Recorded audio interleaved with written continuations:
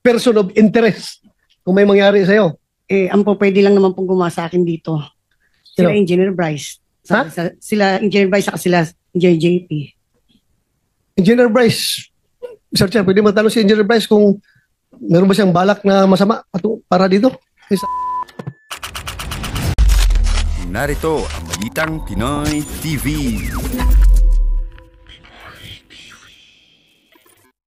Okay, magandang hapon po sa ating lahat. Eto, panoorin natin, una nating pag-uusapan ay yung main topic natin ngayon.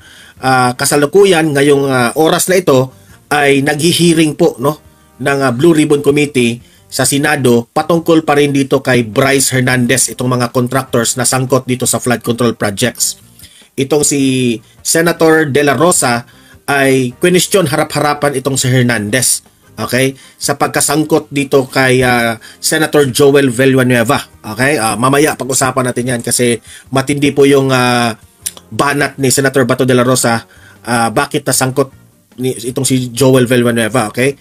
Pang-apat natin pag-usapan ay itong face-to-face nagkita na itong si Senator Jinggoy Estrada at itong si Bryce Hernandez pagkatapos ng inamin nagmamayabang itong si Bryce Hernandez doon sa House of Representatives na hindi raw safe itong si Senator Jinggoy Estrada. Eto, naghaharap na sila. Mamaya atin pong panoorin ang mainit na palitan ng salita nitong si Senator Jinggoy at itong si Bryce Hernandez. Okay? Pero guys, bago ang lahat, bago natin ito pag-uusapan, help me po na i-like muna ha at i-share itong video na ito para guys kakalat ito sa taong bayan. Okay? Sabay-sabay nating i-like muna at i-share itong video natin, Facebook at YouTube. 1, 2, 3, go! Okay? Like and share para maraming makalam. And also guys, paki-subscribe at paki-follow ito para lagi kayong updated sa mga balita na kagaya nito at ma-notify ang inyong mga cellphones kung meron tayong breaking news. Okay? So, kagaya nito, breaking news ito. So, sabay-sabay natin i-follow, i-subscribe, Facebook at YouTube. Ready? Follow, subscribe. 1, 2, 3, go! Ayan, thank you very much. Ito, panoorin na natin ang nangyari kanina dito sa Senate Blue Ribbon Committee. Alright, let's now return to the Senate for the resumption of the Blue Ribbon Committee probe. Sally Santos, nung last hearing, napapansin ko sa'yo, masyado kang free-flowing magsalita. Sinasabi mo lahat, normal na normal, natural na natural. Ngayon, napansin ko parang may apprehension ka na, parang takot ka. Meron bang nananakot sa'yo? Meron bang kinatakutan? Before you answer, I'd like to clarify, may kasama kang lawyer, right? Yes po, Your Honor. Okay, thank you. Thank you, Mr. Chair. Tanungin ko lang ito si Ms. Santos. Kung meron ba siyang kinatakutan, may nananakot ba sa kanya? Bakit biglang nagbago yung demeanor mo ngayon dito sa hearing? Yes, Your Honor. Kasi po sa bahay ko po, marami pong umiikot na mga sasakyan. Tapos ang tagal po, hindi po namin malaman kung sino po isakay kasi sobrang tinted po nung mga sasakyan. May suspect ka ba? May suspect ka ba in particular kung sino itong mga tao na tinatakutan mo?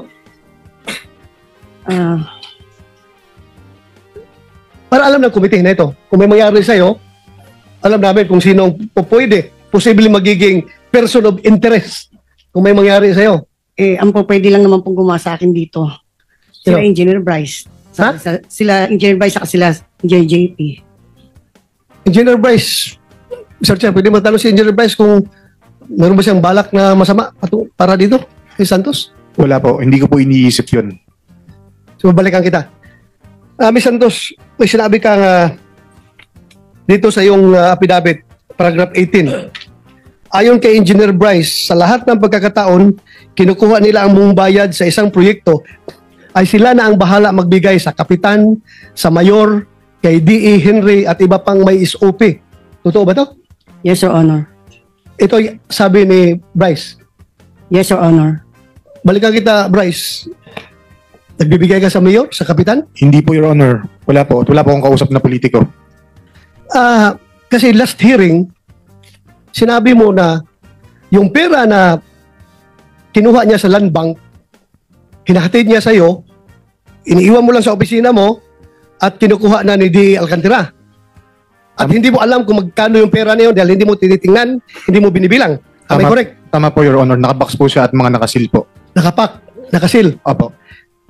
Ngayon, may sinabi ka bago kanina na yung hatian ng SOP ay 20%. Pakiulit nga for the record. Ano po yun? Yung sa kita po ng nung in-house construction po. Yun po yung sinasabi ko na 40% po kay DE, 20% po sa akin, 20% po kay Engineer Mendoza, at dun sa isa pa po namin kasama. So, kinuha niya yung pera sa total amount ng cost of project na binayaran ng DPWH, kinuha ni Santos. Halimbawa, may isang project na 100 million. Yung 100 million, according to him, binabawasan niya ng 3% royalty para sa kanyang lisensya bago niya ibigay sa'yo. So what is 3% of 100 million? 3 million po. 3 million. So 97, kabuoang 97 million, ibibigay niya sa'yo. Yung 97 million na yun ba yun ay, this is only an example ha, yung 97 million na binigay niya, yan ba yun yung 20% mapupunta kay, sabi mo, DA? 20%? Pakiulit nga yung distribution. Kung magkano po yung magiging pera na na kinita, for example nga po, kung nabigyan po ng 90 million, o sabihin na po natin 100 million para madali po. Okay. Yung 40 million po doon na kay D. Henry Alcantara, 20 million po sa akin, 20 million din po kay Engineer Mendoza, at 20 million din po doon sa isa namin kasama pa. So total of 100. Yes, Or 100 of the 90, binawasan na yan 3% eh. Binawasan na 3 million. So 97 million, yun ang hatian ninyo. 20%, 40% kay DA. Pakiulit. Opo. Pero ibabawas pa po dito yung mga gastos, yung mga obligasyon po sa proponent. Ayan po, alisin po muna yun. Magkano ang sa proponent? Depende po. Minsan po, meron pong 25%, minsan po 30%. Depende po kung sino po ang kausap ni Boss Henry. So ito mga proponent na ito, kilala mo ito? Meron po akong specific knowledge yun nga po dito kay Senator Joel at saka po kay Senator Estrada. Pero yung sa iba po, naka-blind lang po ko. Paano mo na nagkakaroon ka ng personal knowledge doon sa... Kaya na, damay na si Joel at si Estrada. Sa kasali raw sa proponent. Sige nga. kanila? Anong Sinasabi po sa akin mismo ni boss. For example nga po, may ibang... personal knowledge mo galing kay boss mo? Yes po. Yan ang hirap. Hearsay ang dating eh. Hearsay na binibigyan raw itong si Estrada at itong si Sir Joel Villanueva. Yan tayo sabit eh. Yung hearsay, tapos wala kang katibayan dyan, patay tayo dyan. Sinasabi niya po sa So yan ang personal knowledge mo, sinasabi niya. Yes po. For example po, sabi po ni boss, yung ibang mga senatorial funds daw po, si Yusek Robert Bernardo po ang kausap doon. Yusek Bernardo. Opo, Your Honor. General Alcantara, wala siyang alam sa mga pander, sa proponent. Ikaw daw ang may alam. I deny, Your Honor, na binanggit ko na po kanina na pag lumabas po sa GA, nag-implement lang po kami. So mahirap dito, Mr. Chair, dahil pareho na itong cited in contempt. Hindi ko na ito pwede papakontempt ulit dahil nakakontempt na itong dalawa na ito. So, yung meaning to say, yung sinasabi mo na hatian, after na yun sa pander, yung proponent, Opo. binawasan na niyo. Opo. Ang problema, kayong dalawa nagtutulakan. Bakit ang alam mo lang yung dalawang senador na binanggit, tapos yung iba hindi mo maalala dahil napakaraming project hinawakan ninyo. Sobra-sobra ang dami, billion-billion yung dyan sa District Engineering Office ninyo. Tapos out of those billions na pera, dalawa lang ang maalala mo, yung dalawang senador lang. Ang alam ko po, meron pa pong iba, kaso wala po akong sapat na ebidensya pang hawak sa ngayon. Dahil po Paano mo nalaman na merong iba? Through sa mga text message. Wala po kasi akong hawak na Text message nino? Anong staff po ni Boss Henry, tsaka po si Boss Henry. O bakit hindi mo sabihin kung sino yung mga tao na yan? Yun nga po, Your Honor, wala po kasi akong hawak, hindi ko po hawak yung cellphone ko kasi naka-contempt po ako. Kaya hindi po ako makakilos para mahanap po yung mga sapat na ebidensya para patunayan po yung ibang tao. Ayoko naman po magparatang ng wala po akong hawak na ebidensya. Tapos, kay Senator Jinko at Senator Joel, may hawak ka na ebidensya. Actually, ito nga po, dahil na rin po sa butihing Senator Win Gatchalian, yung pinakita niya po pala kanina na unprogrammed ng General Appropriation Act ng 2023, doon po nakasama yung listahan na project po ni Senator Joel. Alam mo, sabi ng boss mo, wala kayong alam. Wala kayong alam pagdating. Senator De La Rosa, whether program or unprogram, yung nag-enumerate ka may Opo. description ka. Yes po. Sige, point out mo ngayon kung saan sa GA yun. No, not in your list, sa GA mismo. Para matulungan mo kami. Your Honor, hindi po siya sa GAA. Kung kanina, Walang Opo, ibang pagdasalan yung items, kundi from GA. Walang ibang pagkukunan dyan kung sa GAA, whether program or on-program, naka-indicate doon. Ayan, binibigyan ka ng kopya ng GAA. Your Honor, yung kanina pong pinakita po ni Senator Win Gatchalian na listahan ng unprogram po noong 2023, eksakto po, yun po We yung... will examine that. Yes po, Okay. eksakto po, yun po yung mga binanggit naming project na listahan ng 600 million po. Do you confirm this, Mr. Chair? Do you confirm this, Mr. Alcantara? Ikaw ang alam mo lang GAA. Tapos itong Deputy District Engineer mo, may alam na siya na program tsaka unprogram. Anong alam mo dito? Your Honor, sa tulad po sinabi ko, pag lumalabas po sa GAA, ilan po ang pinibibid namin, Your Honor. I don't have any knowledge about the insertions and so on and so forth po. So hindi mo alam kung ito'y program or unprogram funds Yes, ang sir. implement ninyo. Mr. Chair? With the permission Paano? of Senator De La Yes, Torre. sir. With the permission of Senator Bato, mabilis lang po, ano? Itong unprogrammed, lumobo ng katakot-takot. Alam natin yan. At noong 2021, nasa 176 billion. Noong 2022, naging 251. Pero kasama dyan yung COVID procurement ng vaccines. Kasama rin yan yung mga health workers incentives. Noong 2023, from 251, naging 800. Yan ha. Patuloy tayo sa next video natin. Ito. Mr. Bryce Hernandez, hindi tayo personal magkakilala. Do you confirm? Ito naman yung kay Estrada at ni Bryce Hernandez. Itong paghaharap nila pagkatapos na pinagbibintangan ni Bryce itong si Senator Jinggoy at si Senator Joel. Yes, Your Honor. Ni minsan ay hindi po ako tumawag sa iyo, nag-text message sa iyo, nag-message. Tama ba? Yes, Your Honor. Sinabi mo sa testimony mo sa House na binigay mo ang pera kay D.E. Henry Alcantara at siya ang nagsabi sa iyo na bibigyan daw niya ako. Is this correct? Wala pong specific na sinabing ganun, Your Honor. Pagkatapos mo ko dinurog sa House ngayon, wala ka specific na sinabi. Yung dito po kay... Pakinggan mo muna ang tanong ko, Mr. Bryce, ha? Sabi mo sa testimony mo sa House of Representatives na binigay mo ang pera kay D.E. Henry Alcantara at siya ang nagsabi Maraming inconsistency itong si Bryce. So, duda ko rito, sinangkot lang nila itong si Senator Joel at si Senator Estrada. Kasi parang ganti ito ng nabangkit ng mga diskaya, yung mga congressman. sa'yo na bibigyan daw niya ako. Is this correct? Tungkol po dun sa 2025 projects, opo. Okay, Hindi po dun sa 2022. Mr. Bryce, you mentioned the name or names of Senator Estrada and Senator Villanueva. Si Senator Estrada twice on 2 occasions sa House. Yes po. One, 10:40 a.m. Sinabi mo, Senator Jingo Estrada and Senator Villanueva with a list of projects. I remember that. Yes po. And then, on another occasion, 12:50 p.m., yun na yung pinakita mo yung screenshots na walang kahulugan sa ngayon, lumalabas. Yung kay WJ, kay D. Alcantara, tapos nilink mo kay si Beng Ramos, nilink mo kay Senator. Clear na yon. Yes. Clear na yon. Actually, regarding po doon, Your Honor, meron po akong follow-up na text message po na nag-confirm na nagdala po it's either Ma'am Beng or Ma'am Mina sa office. Dinala po doon sa administrative officer namin noong time na yon. Meron po akong text message na yun. Galing po sa Chief of Staff ni Boss Henry Alcantara. Kinonfirm po na nakapagdala ng obligasyon sa office. Do you have that? Yes, I have po, Your Honor.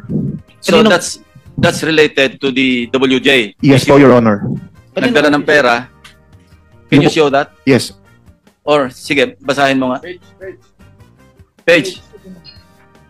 Kaninong office yun? Kaninong office? Ito po yung text message sa akin nung staff po ni Boss Henry. Sinong staff yan? Carlo Rivera po. Carlo Rivera. Sige, pakita na sa screen. Sige po. Nandito ba si Rivera? Andito? Hindi ko po napansin, parang wala po. Baka pwedeng paimbita, Mr. Chairman. We will.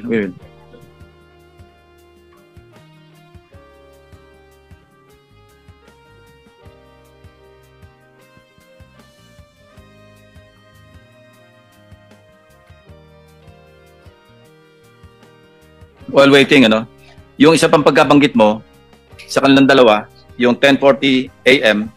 do sa House hearing ng September 9, di ba? September 9. Okay. Sinasabi mo, nagbaba si Senator Estrada ng 355. Yes po, Si Your Senator Honor. Villanueva nagbaba ng 600 million. Yes po, pero hindi po Okay, 2025 yun kay Senator Joel po, hindi po. Hindi, 600 million sabi mo. Opo, pero Okay, hindi we po sa check with the 2025. GAA. No? Yung kay Senator Villanueva, in fairness to him, hindi namin makita sa GAA yung mga enumeration mo o yung enumerated list of projects.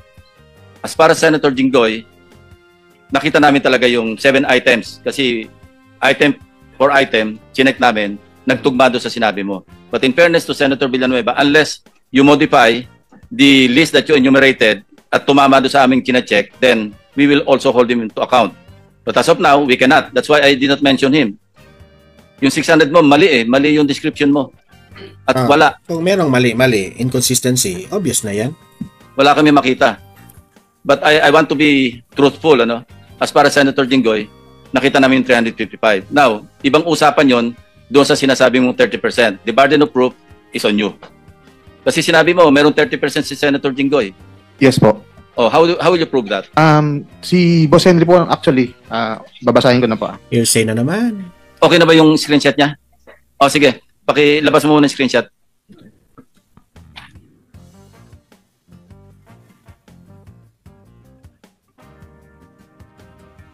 Oh, sige. You start reading from your cell phone. Sige.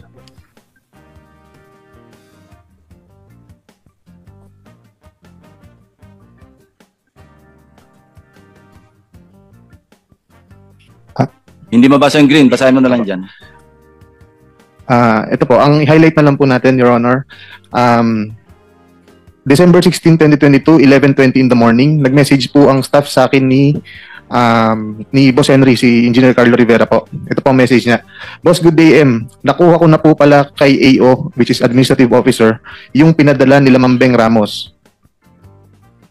Yun po. Yun. And then?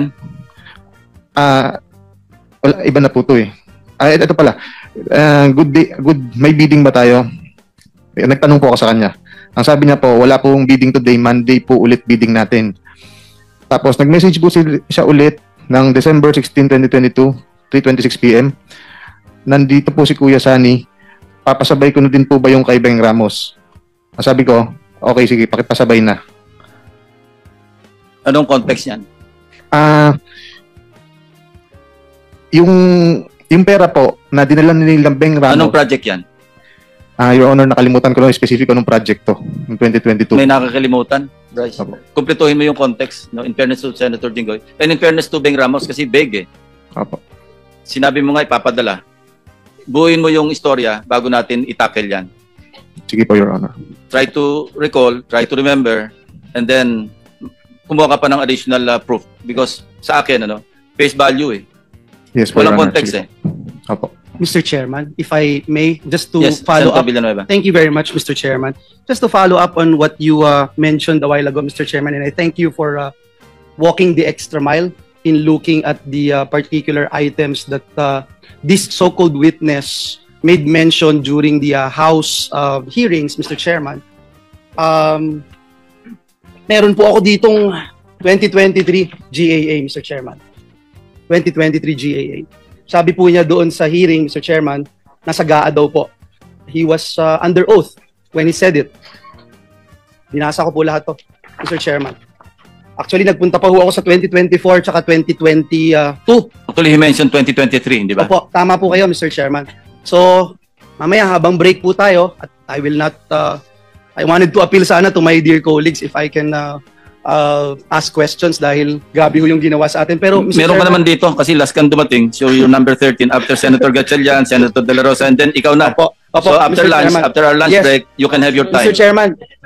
Mr. Chairman, just to point out, Senator, go pa Mr. pala. Chairman, just to point out po, Mr. Chairman, few seconds lang. Mr. Chairman, ito yung 2023. Pwede ho ba ibigay natin kay Bryce ngayon, Mr. Chairman? Hanapin niya po dito yung sinasabi niya doon sa House na nandito yung binabanggit niya na may flood control project si Joel Villanueva. If we can, Mr. Chairman, that's Yeah, okay. but later, we'll leave you your time, your 5 minutes Thank you. after the break. Senator, ikaw pa, no? Yes, thank you, have Mr. Chair. 2 minutes and 31 I'll seconds. just wrap up po. For the information of our of the committee, yung sinasabi po ni Bryce, December 16 of 2022, I have not participated in any budget process for the projects for 2022, and that is very, very clear. All right. Engineer Alcantara, sinabi ni Bryce na binigyan daw niya sa iyo yung pera at may mga nakausap kang politiko na ang sabi niya, binigyan ka ng pera para ibigay mo sa politiko. Am I correct? Is that true? Is that true? Can you confirm? No, Your Honor. Respectfully delay po yung sinasabi niya. Ano po, ano? I-respectfully deny po yung sinasabi niya na binigay niya po sa akin na may mga ganun pong issue, Your Honor. So tama si Senator Lacson, the burden of proof lies with you, Mr. Hernandez. Kasi tahasan mo sinabi sa House of Representatives at kinundina naman ako ng taong bayan dahil sa isang salita. Ito na nga mga kabalita. Ano na ang masasabi nyo patungkol sa balitang ito? Please comment down below mga kabalita. Pag-usapan natin yan sa comment section. At kung di ka pa nakasubscribe sa ating channel, baka naman